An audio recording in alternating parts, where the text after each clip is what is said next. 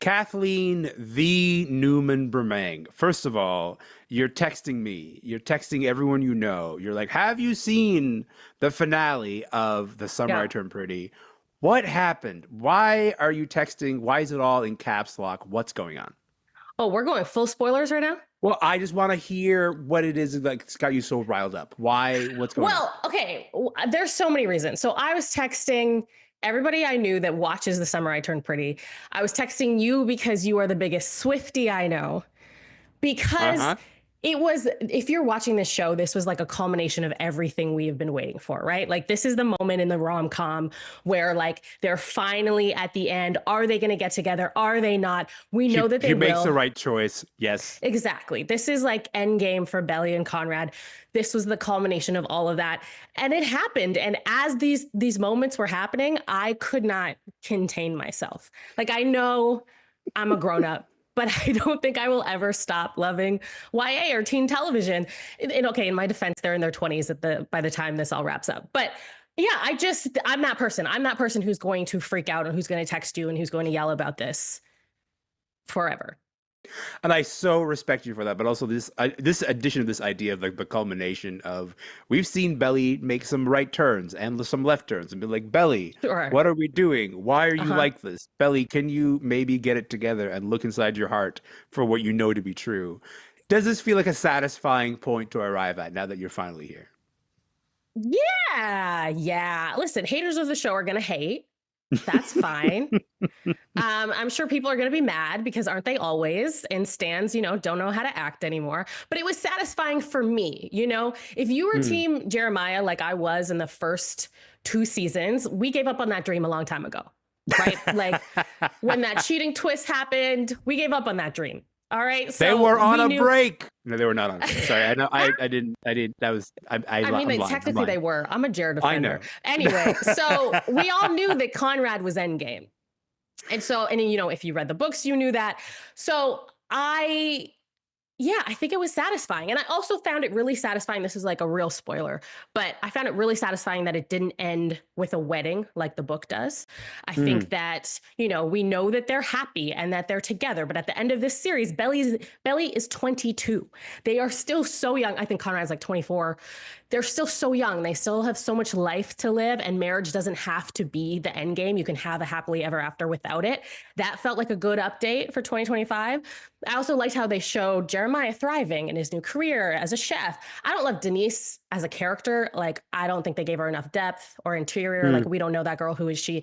But okay, that was nice. I want Jared to be happy. I don't hate him. I don't think he's the villain here. Stephen and Taylor had a nice, like, happy, wrapped up bow on it ending. That was nice. I think they definitely break up in like 2 months, but that's okay. That was nice. I think it was a satisfying ending. When it comes to the Taylor Swift of it all, the idea Mm-hmm. of like we keep returning over and over and over and over again to Mm-hmm. all these needle drops. You get a pretty significant needle drop in this finale. How are you feeling about that? So Speak on this it. is why I texted you. I didn't I even want to know it spoil is. it. I didn't want to spoil it, but this is why I texted you, because I will say the Taylor Swift soundtrack to the show got a bit grating at times, and I would have loved to see, Not like, true. in the Fake shows news. that we grew up with, like One Tree Hill, like The OC. Like I the would have OC. loved Yeah. to see them introduce us to new artists. This is Hmm. one of the biggest shows in the world. They could have easily platformed some smaller outlet artists who are not Taylor Swift, who does not But need the Jenny promotion. loves Taylor. Jenny loves Jenny Taylor. does love Taylor. Yeah. And listen, I was like not on board with any of the Taylor Swift needle drops until, and you know this about me, Elamin, there is one Taylor Swift song that I love deep, like one. Notably, And it is, the horniest Taylor Swift song of all time. thank you, exactly, on brand. Yes. Yes. It is Dress. It's And Dress. so this is the moment that I texted you. This is the moment I was texting Lainey Louie, friend of the show from Lainey Gossip, and just losing my mind because it is during one of the most pivotal scenes in the finale when Belly and Conrad finally reunite in the bedroom. And I was making noises that were not human. It was one of the greatest needle drops I've ever heard in television history. Like, it was all worth it. All of every 5 seconds them playing Taylor Swift was worth it for this moment. It's like not even easy to capture how much Taylor Swift there is in this show. There's Oh so no, much it's every, and Taylor. then there was another one. It was Out of the Woods like 5 seconds later, which is also Banger. Taylor Swift No song that questions. I don't mind. But Yeah. yeah, no, Dress was, and it was just during the perfect moment. And they also like, there's a moment where like the sound drops out and Conrad says, "I've been dreaming of this, of you," and I just don't know what else you could want. If you watch these shows, that is what you want. You're like, that's that. That's why I'm here. Yeah. It's like you're watching football and they just scored a touchdown in the end zone. Like you're running around your room like, yes. That's what I was doing when that needle dropped. I would like a permanent camera on you as you watch this show, and you just like you're just that's what I'm looking for. Also, can I just say about Christopher Brinley, because I've been his number one hater, because I just, you were not familiar with his game. Conrad is like a stereotypical, like brooding, standoffish, like you can never lock him down character, which is not my vibe. I want a lover boy. I want like a Pacey Witter, right? Like I wanted Jeremiah first 2 seasons, like somebody You want who's him to be forthcoming with it. Exactly. And I think in this season, Conrad finally opened up, sometimes not at the best moments, but opened up and was very much like, Belly, I love you, every chance he possibly could. And in that specific scene while Dress was playing and they were having some good kissing, I feel like I'm watching you fall in love with Christopher right now as you describe truly. Yes. Elamin, I was like, oh, I was unfamiliar with your game, Christopher. Wow. Maybe this kid's a star. Maybe this kid's a star.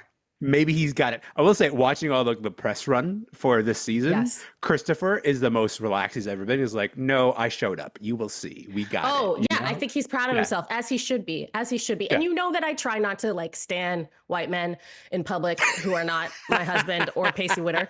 And I do think that he was like, he did Pacey proud here. He like, for those of us who grew up with other teen heartthrobs and with people who, were like, they don't make them like they used to. Christopher Brinley, I think he did it. He pulled it off for sure.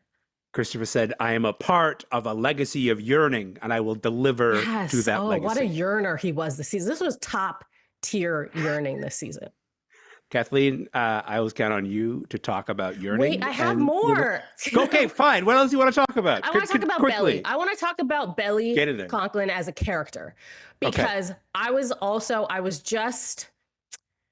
listen, okay, so Belly, I think as a character has been very polarizing, but I think that's the beauty of it. And I was just on to say the least. To say the least, right? Yeah. People hate her. People gotta go like, Belly, that's a wrong choice, that's a wrong choice, that's a wrong choice, like constantly. Absolutely. From the first season. Yeah. Yes, she's constantly making wrong choices, but I love that for her. And I was on the Emmys red carpet and I talked to Sarah Bach, who plays Miss Huang on Severance, the little Asian girl.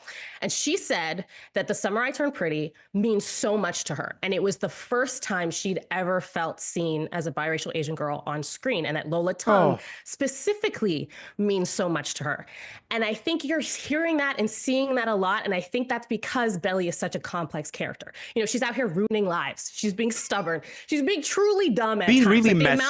Really messy. She's a messy character. Like a truly messy, complicated character. She's also, brilliant and competitive and loves her friends and family, but also hurts them. Like that's a human being. And I think that that's really rare to see, especially for an Asian American character. They're usually, that model minority myth where they have to be perfect. Belly is far from perfect.